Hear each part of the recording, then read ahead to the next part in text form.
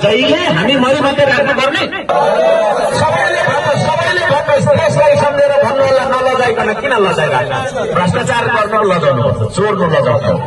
Hello गाइजहरु सबैजनालाई नमस्कार। फेरि पनि मेरो नयाँ भिडियो ब्लगमा स्वागत छ तपाईहरुलाई। आज चाहिँ म ठ्याक्कैसँग म बसिरहेको छु पसलमा। तर आज चाहिँ के हुँदैछ भने म अहिले जुन पसल गर्दैछु यो ठाउँ भनेको चाहिँ केपिलासगढी गाउँपालिका खोटाङको केपिलासगढी गाउँपालिकाको वार्ड नम्बर 4 पर्छ। यो चाहिँ है बाक्सिला बजार भन्छ। उहाँले के भन्नुहुन्छ आफ्नो गृह चाहिँ नै पालिकामा आएर त्यो हेर्नुभन्दा अगाडि सबैजनाले एकचोटि सम संस्कृति पार्टीलाई जसले चाहिँ समर्थन गर्नुहुन्छ, जसले चाहिँ उक्त पार्टी उक्त व्यक्तिलाई मन पराउनुहुन्छ, उहाँहरूले चाहिँ अनिवार्य यो ब्लगलाई सब्सक्राइब गरेर हेर्नु होला। अच्छा, यो म अहिले जुन बोल्दैछु यो चाहिँ 4 नम्बर वडा हो। चाहिँ त्यसैको 2 नम्बर वडामा चाहिँ जन्मेको हर्क खप्ताङ। अनि उहाँ चाहिँ आज यहाँ आउँदै हुन्छ। सम्भवतः पालिकाको चाहिँ नि कमिटी गठन, उहाँको पार्टीको समिति गठन, पालिका स्तरीय पार्टीको समिति गठन गर्ने सायद होला। के बोल्नुहुन्छ यो ठाउँमा, यो बाक्सिला बजार उहाँको आफ्नो गृह, आफ्नो जन्मेको पालिकामा आएर उहाँले होइन त्यो हेरौँ है गाइजहरू, हेर्नु होला। र चाहिँ नि हेर्नुभन्दा अगाडि भिडियो हेर्नुभन्दा अगाडि एकचोटि यो भिडियोलाई सबैजनाले सब्सक्राइब गरिदिनु होला है गाइजहरू। म यहाँ अब तपाईँहरूलाई यताबाट गएर देखाउँछु।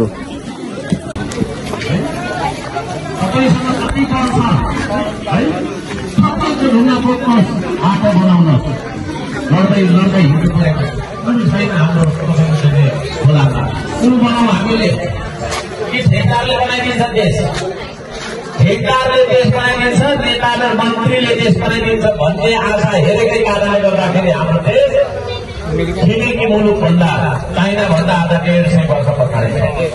150 है गाउँमा छु, त्यसले गर्दाखेरि खेतीपातीको कुरा गर्नु म त हाम्रो सहरमा भएको त्यो कुरा गर्छु।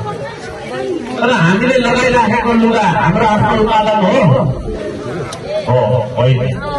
हामीले चलाउँदै गरेको मोटरसाइकल, हामीले चलाइराखेको मोबाइल, हामीले यो बोल्दै गरेको माइक्रोफोन हाम्रो देशको उत्पादन हो।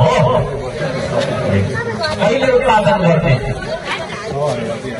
मिल्न त सकेको छैन, उत्पादन धेरै पर्छ है। हामीलाई मिल्न आउँदैन, हामी मिल्न जान्दैनौँ है। हामी मिलेर बनाउन सकेका छैनौँ। उत्पादन आविष्कार र विकासका कुरा भनेको धेरै पर। त्यसो भएको कारणले गर्दाखेरि अब हामी मिल्नुपर्छ, झगडा गर्नु हुँदैन भन्ने आह्वान लिएर म आएको छु है। मैले अब पार्टी भन्नुभयो यहाँ हाम्रो भाइले, पार्टी भन्दा ठुलो हुन्छ संस्कृति, संस्कृति भन्न रुचाउँछु म चाहिँ।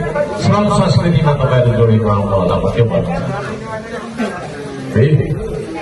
म श्रमदाता खोज्दै यो देश बनाउनका लागि, श्रमदान अभियान चलाउनका लागि श्रमदाता खोज्दै म यहाँ आएको हो। तपाईँहरू मध्ये कोही हुनुहुन्छ श्रमदाता? आएको छौँ त? थुप्रै हुनुहुन्छ, थुप्रै म त्यसको लागि श्रमदान गर्छु मात्रै भन्नु पनि साहस चाहिन्छ है। किनभने हामी त 24 घण्टा पेटको लागि मात्रै सोचिरहन्छौँ। पेट चाहिँ तपाईँ हाम्रो आफ्नो रहेछ, यो देश चाहिँ कसको रहेछ भन्ने प्रश्न पनि सोध्छ। यो देश पनि हाम्रो हो भने श्रमदान गर्नुपर्छ कि पर्दैन? काम नगरी बनेको देश कुनै छ मुलुक? चाइना काम नगरी बनेको हो? दक्षिण कोरिया चाइना काम नगरी बनेको हो? सिङ्गापुर काम नगरी बनेको हो? कसले बनाएको हो? होइन। जापान काम नगरी बनेको देश हो? अनि हामी चाहिँ को रहेछौँ त काम नगरी देश बनाउँछौँ भन्ने गफ गर्ने मान्छे? हामी को रहेछौँ त गफ गरेर देश भाषणले देश बनाउने मान्छे? अनि भाषाले देश बनाउँछु भनेर भन्ने मान्छेलाई पत्याउन फेरि हामी कस्तो रहेछौँ त? त्यसले गर्दाखेरि आदरणीय दाजुभाइ बहिनीहरू, गफले देश गर्दैन, पसिना बगाउन सक्नुपर्छ। पसिना त मैले बगाइराखेको थियो खेतबारीमा भन्नुहुन्छ भने त्यो चाहिँ तपाईँले आफ्नो पेटको लागि बगाएको हो, देशको लागि बगाएको छैन। देशको लागि पसिना बगाउने श्रमदाता खोज्दै हिँड्दै जाँदा आज म आफ्नै जन्मस्थलको नजिकैको बजार बाक्सिला बजारमा आइपुगेँ। तपाईले मलाई यो देश बनाउने अभियानमा साथ दिनुहुन्छ कि त आफै बना खुसी गर भन्नुहुन्छ? त्यसो भने म एक्लै बनाउँछु, ठिक छ। तर यो देश मेरो मात्रै होइन है, मेरो भागको म बनाउँछु, तपाईँको भागको देश तपाईँले बनाउनु। तपाईँसँग एउटा हात छ,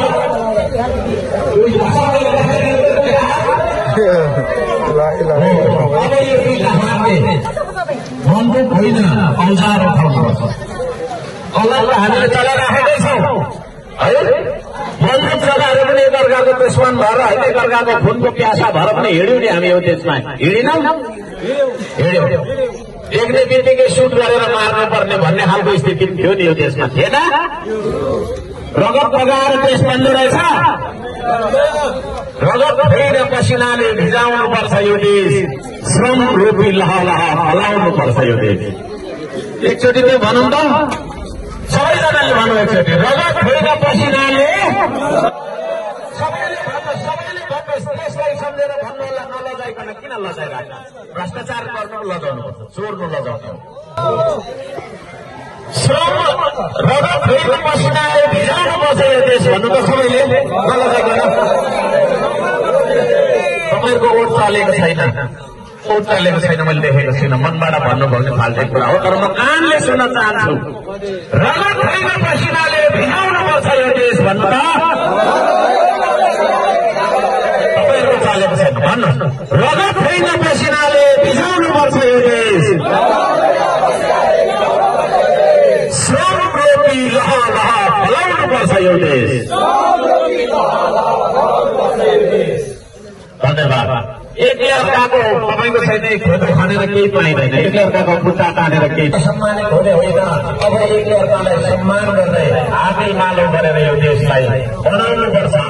अब विचारको कुराले मात्रै हुँदैन, औजारको क्रान्ति सुरु हुनुपर्छ। त्यो औजारको क्रान्ति सुरु गर्नका लागि म तपाईँहरूलाई बोलाउन आएको छ, आज उठाउन आएको छु। श्रमदाता खोज्दै खोज्दै म यहाँ आइपुगेको छु। तपाईँहरू श्रमदाता बन्ने हो,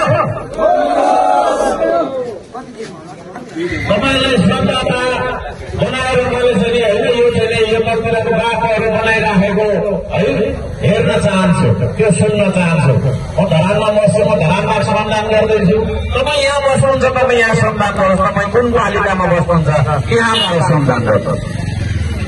हामीले पसिना बगायौँ भने मात्रै यो देश बन्ने हो, नत्र बन्दैन है।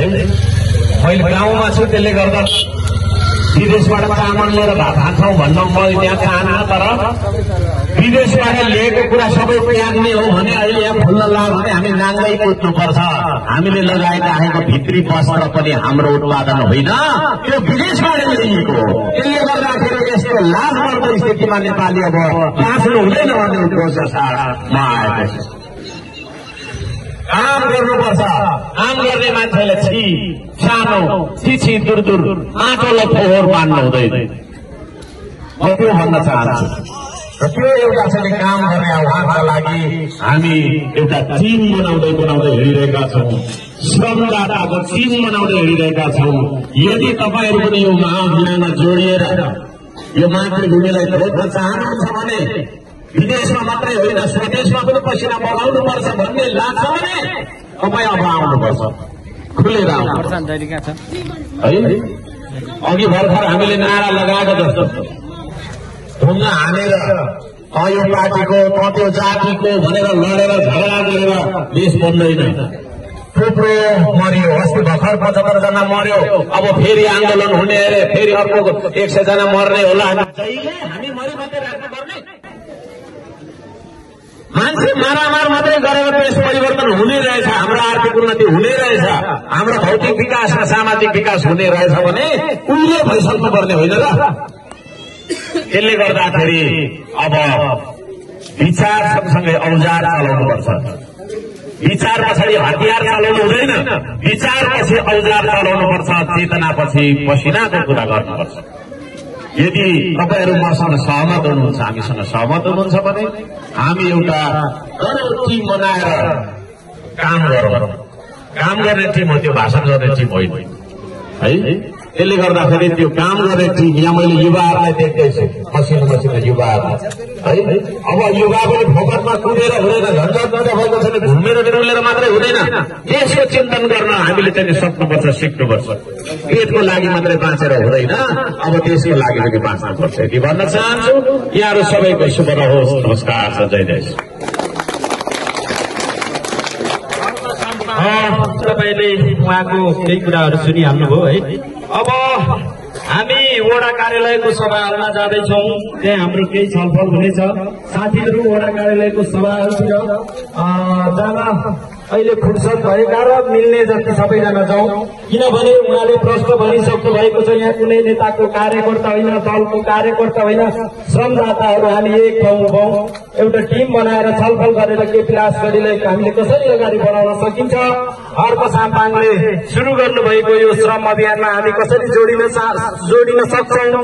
देशलाई बचाउने हो भने अब तपाईँ हामी एक ठाउँ बस्नुपर्छ र श्रम गर्नुपर्छ भन्ने उहाँको जुन भनाइ छ, त्यसलाई हामीले साथ दिनको लागि पनि तपाईँ हामीले छलफल गर्न आवश्यक छ। देश एकैजनाले मात्रै कहिले पनि बनाउन सकिँदैन। त्यसो भन्दै हामी वडा कार्यालयको तल सभा हलतिर जान्छौँ। साथीहरू हामी हुँदै जाउँ सबैजनालाई है। धन्यवाद।